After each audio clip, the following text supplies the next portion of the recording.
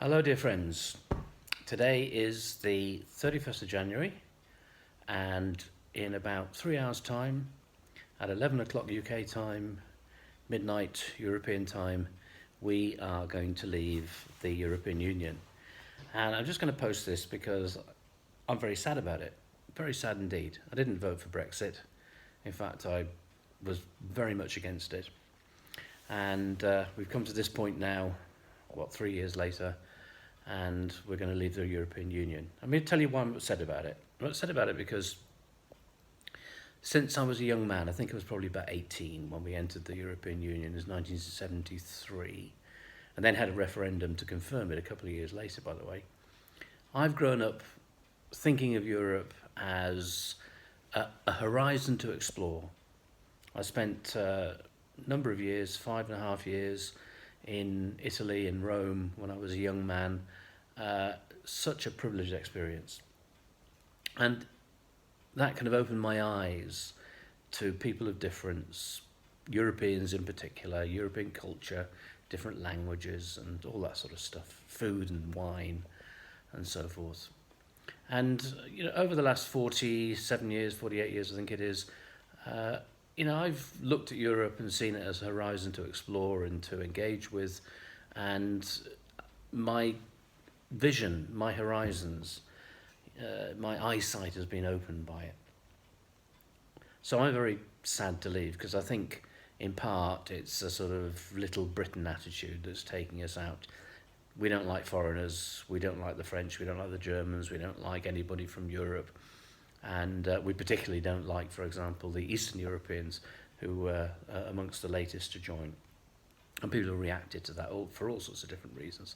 Now, they've also been encouraged and led by the likes of Boris Johnson, who will appear on TV tonight, all statesmen alike, telling us about this is a new future, new horizons, sunlit uplands and all that sort of stuff. A load of bullshit, frankly. Boris Johnson is a liar, he's duplicitous, he's adulterous, he's a philanderer.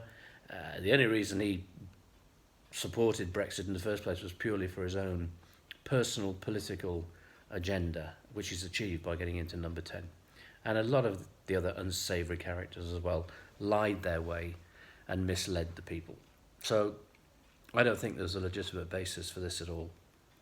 And I'm very, very sad about the fact that we've come to this point. I had hoped that we would be able to have a second referendum and change the vote, but I'm in a minority, but only just in a minority. Remember, the referendum was only something like 52% in favour, 49% to remain, which sounds ridiculous to have just a simple majority referendum in order to change what is essentially a constitutional aspect of our lives. It also presents great problems for the United Kingdom of Great Britain and Northern Ireland.